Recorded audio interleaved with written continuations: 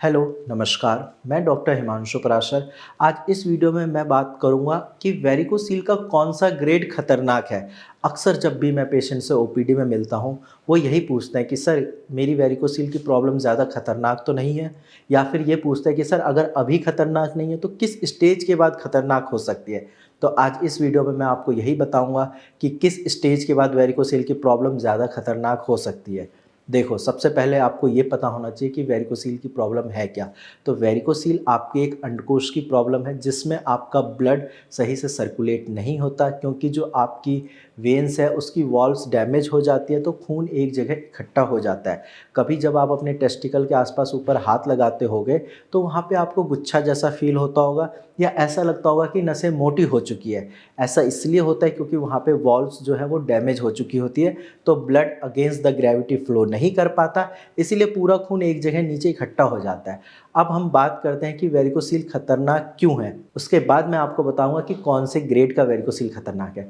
Varicocele खतरनाक इसीलिए है क्योंकि वेरिकोसील में पेशेंट को काफ़ी ज़्यादा दर्द होता है, और आप मानोगे नहीं, दर्द इतना ज़्यादा होता है कि पेशेंट कई बार बेड रेस्ट करके भी अनकंफर्ट फील करता है। यानी कि उनको यही लगता है कि सर बेड पे सोने से भी मुझे आराम नहीं मिल रहा है, इतना ज़्यादा पेन हो रहा है कि मन कर रहा है अपने टेस्टिकल निकलवा दूँ। पेशेंट मेरे से ये सारी चीज़ें भी बताते हैं। इसके साथ साथ वो ये बताते हैं कि सर इरेक्शन में प्रॉब्लम आ रही है। जब भी अपने पार्टनर के साथ संबंध बनाने की कोशिश करता हूँ, संबंध बना ही नहीं पाता क्योंकि मेरा इरेक्शन सही नहीं है। साथ में इनफर्टिलिटी की प्रॉब्लम आती है। तो ये सारी चीज़ें हो गई कि वेरिकोसील के कॉम्प्लिकेशंस क्या-क्या है। अब हम बात करते हैं कि कौन सा वेरिकोसील खतरनाक है। देखो, अगर स्टार्टिंग में आपको वेरिकोसील है, आपने दवाइयाँ ली, आपने कस्टमाइज्ड होम्योपैथिक मेडिसिन्स ली, तो आपका भी वेरिकोसील बहुत जल्दी ठीक हो जाएगा। लेकिन पेशेंट यहाँ पे ये गलती करते हैं कि वो एलोपैथिक डॉक्टर को दिखाते हैं। एलोपैथिक डॉक्टर को दिखाना गलत नहीं है, लेकिन वहाँ पे वो जो सजेशन देते हैं एलोपैथिक डॉक्टर कि आप कुछ टाइम मेडिसिन्स खाइए, आपका वेरिकोसील ठीक हो जाएगा। ऐसा नहीं होता, क्योंकि एलोपैथी में वेरिकोसील के लिए सिर्फ़ और सिर्फ एक ही सॉल्यूशन है, वो है आपको सर्जरी एडवाइस करते हैं। स्टार्टिंग में अगर आप डॉक्टर के पास जाओगे, कुछ टाइम तक पेन किलर देंगे, पेशेंट को 3 से 4 दिन में थोड़ा बहुत आराम मिलेगा। उनको ये लगता है कि पेन में आराम मिलने से उनका वेरिकोसील ठीक हो जाएगा, लेकिन ऐसा होता नहीं है। वो आपके पेन को, आपकी प्रॉब्लम को सिर्फ सप्रेस करते हैं। बाद में जब आप पेन किलर बंद करोगे, आपकी वेरिकोसील की प्रॉब्लम जो स्टार्टिंग में ग्रेड 1 था, वो ग्रेड 3-4 तक पहुंच जाएगा। अब उस टाइम पे फिर एलोपैथिक डॉक्टर बोलते हैं कि आप सर्जरी करा लीजिए।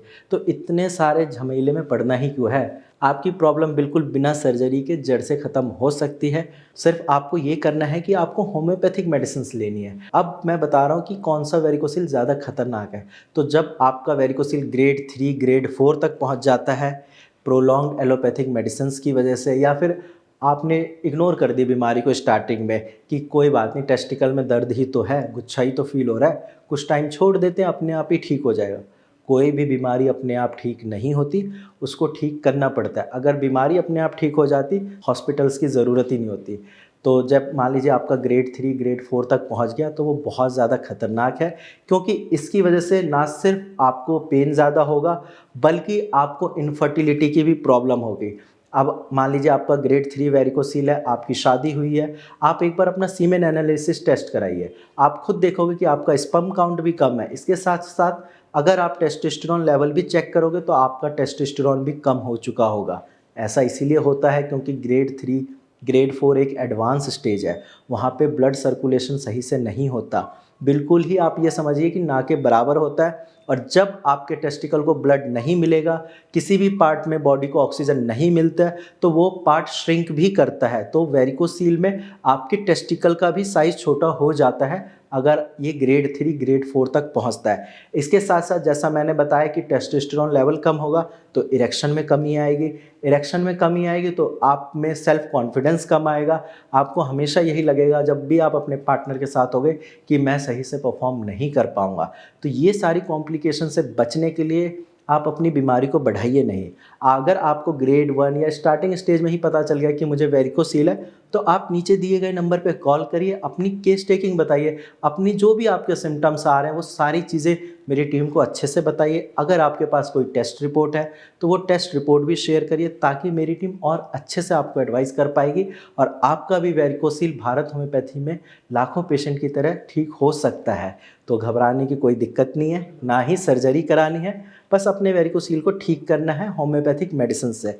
बाकी आज की वीडियो में इतना ही। धन्यवाद।